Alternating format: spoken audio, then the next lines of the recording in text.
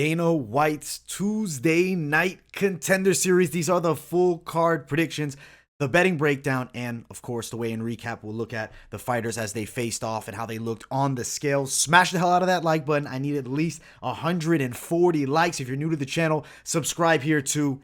Let's get into it. Dana White's contender series. First fight of the night. Women's strawweight matchup. Kathryn Paprocki versus Maria Silva. I'm liking Silva in this matchup, but I'm not going to go tell you guys to throw everything down on it. You see she's around that minus 200 tag. With Silva, you have a Muay Thai style of striker.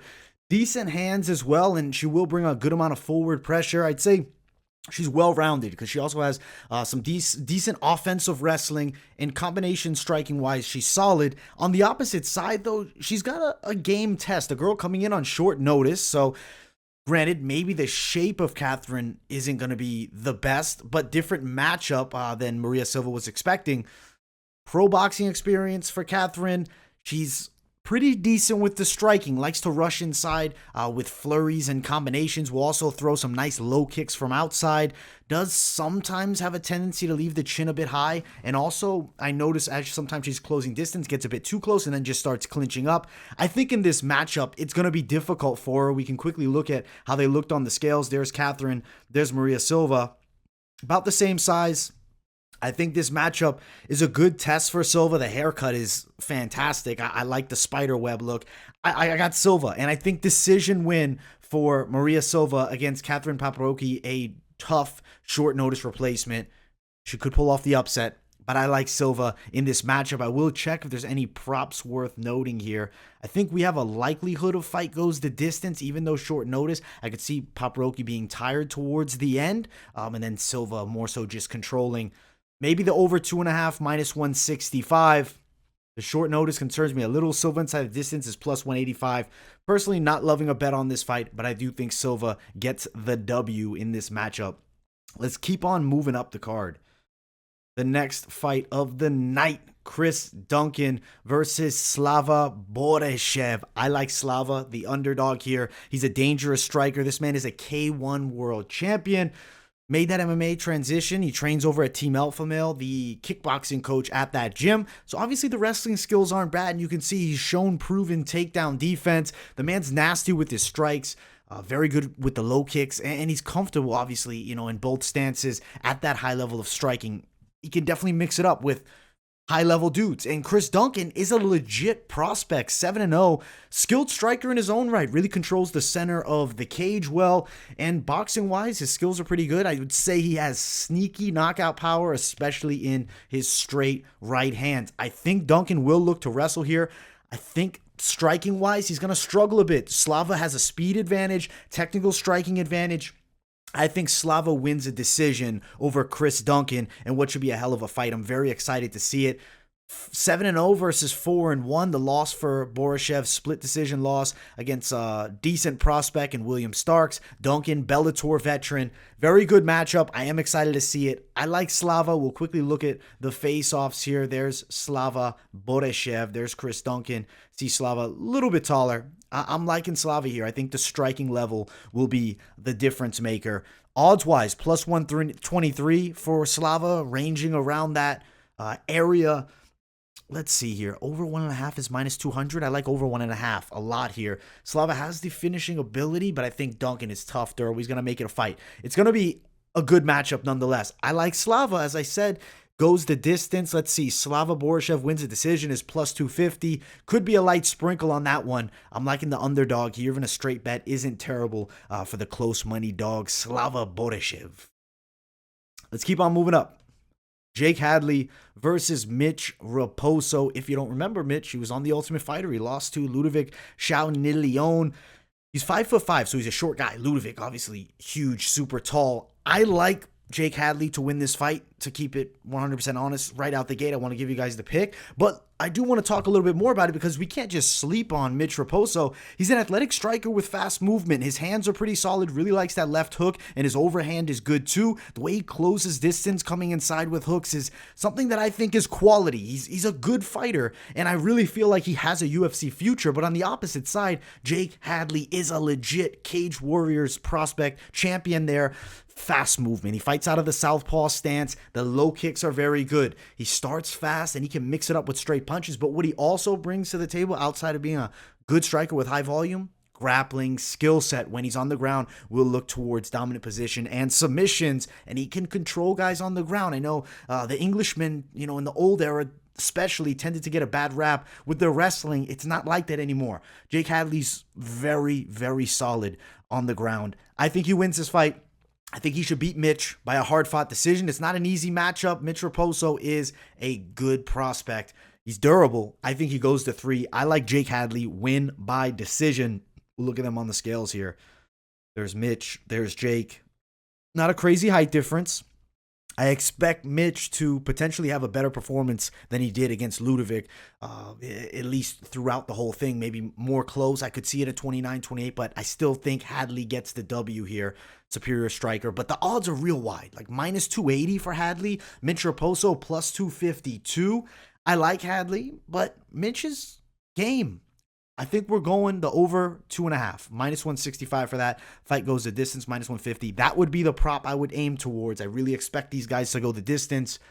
Be a fun matchup. I'm very excited to see what Jake Hadley brings to the table here against Mitch Raposo. The next fight of the night, the co-main event of the evening, Lorenzo Hood, the Dream Killer, versus Martin Buday. You look at Hood's record, he looks real legit. Look at the past 3 wins. 1-10, 2-8, 4-17.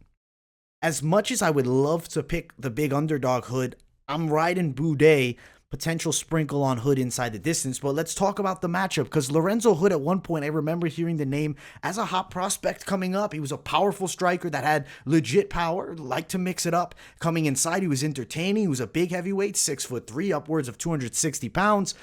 Lost to Curtis Blades earlier on in his career. That's kind of the best fight that he's had. 3-fight win streak against nobodies. He has the power to finish Buday, but Buday, a little bit better, higher level experience, decent kickboxing, even though in his last fight I really wasn't superbly impressed, kind of low volume, but normally good forward pressure that he'll put on his opponents. He has good takedowns against the cage, and he does have submission skills. And that should lead him to victory over Lorenzo Hood. I think Buday gets a submission in the first round here, potentially the second as well. I see him shooting for takedowns on Hood. Hood has power, and he could touch the chin of Buday. So betting-wise, it would not be a terrible idea. You can look at the face-off there. Lorenzo Hood looking thick, man. He's got the McGregor knockoff tat. A little bit of a height difference for Buday. Hood looks a bit older. I don't know. I don't think Hood is going to beat Buday. I think the likelihood is really low, but the odds are so disgusting for Buday. Minus 405, plus 425. Let's see. If it was Hood wins inside the distance, that's plus 435. Potentially, he's going to get the knockout. Buday wins inside the distance is minus 260. He's expected to do so under 1.5, minus 209. That's an expectation that I think I have too. I got Buday. I wish that I could be telling you more good about Lorenzo Hood, but unfortunately, I don't have anything more. I think it's Buday, and I think he wins this fight in the first round by submission, potentially second. Maybe that under 2.5, but it's minus 200 money. Main event time, guys. If you haven't smashed the hell out of that like button, let me know what you guys think of the predictions. Give me yours in the comments if you disagree on some or if you agree too. Subscribe if you guys are new, and turn on those post notifications, baby. Let's get into it. Junior Cortez, Christian Rodriguez. So this matchup here is exciting as hell for me.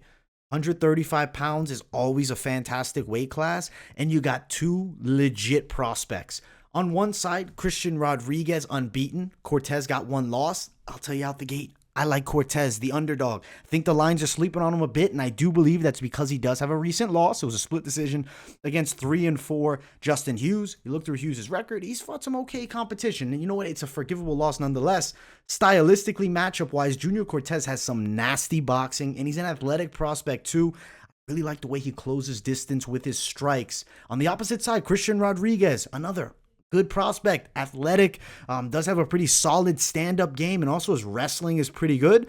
Good forward pressure against the cage, and both these guys training out of good teams. Look at that MMA lab, Rufus MMA Academy, good gyms, solid fighters, both under the age of 30. I mean, for Rodriguez, he's only 23. Cortez, 29, a little bit older.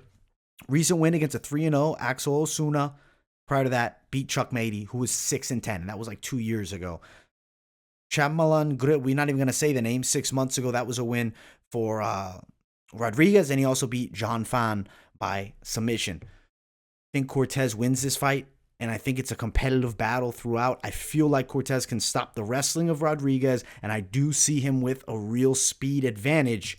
I'm liking Cortez. Now, there's something we have to talk about. Let's look at the fighters on the scales. There's Rodriguez.